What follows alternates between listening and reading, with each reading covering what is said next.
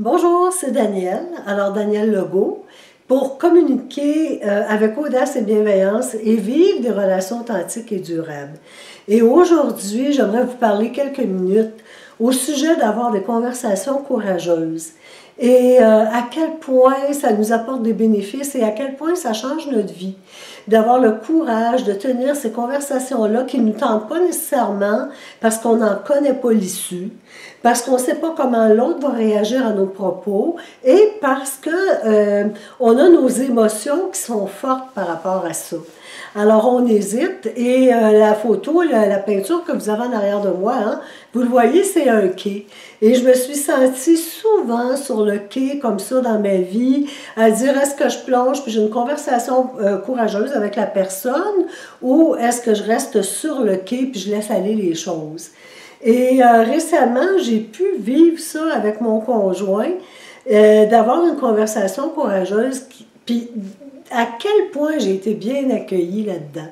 Alors, c'était une conversation à propos, évidemment, du travail que je fais par rapport au fait que lui est à la retraite, que moi, je ne le suis pas, par rapport au fait que je suis engagée beaucoup dans la communication non violente, dans tout le cursus de formation, puis que je veux faire le cursus de médiation. Alors, voyez-vous, c'était ça les enjeux.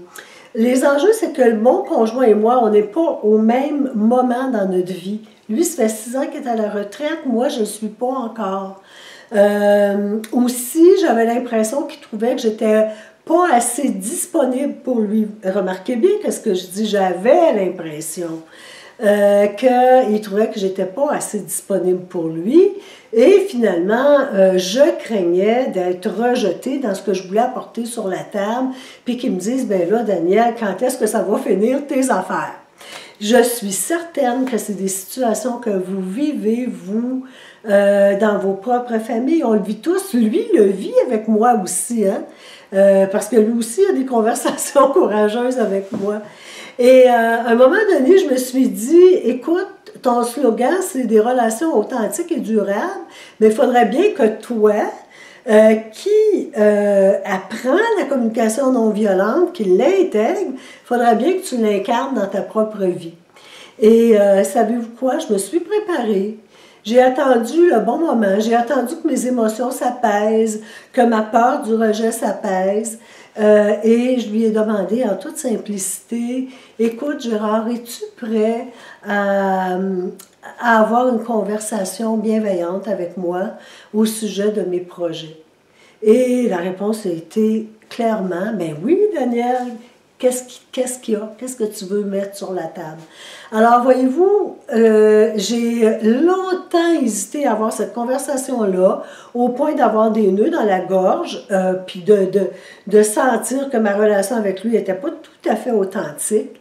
Et finalement, j'ai été bien reçue. Et savez-vous ce que ça a fait? Ça a tellement éclairé mon chemin. Alors, je veux remercier mon chum, mon amoureux.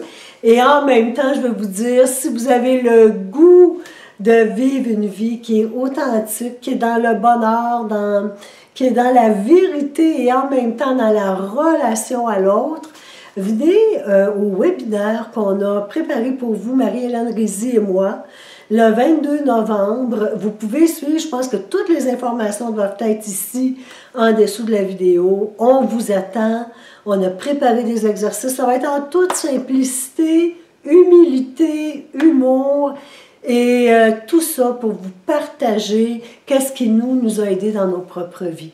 Alors, c'est une invitation qui est très sincère pour vivre des relations authentiques et durables et communiquer avec bienveillance et audace, avoir des conversations courageuses. Merci, à bientôt!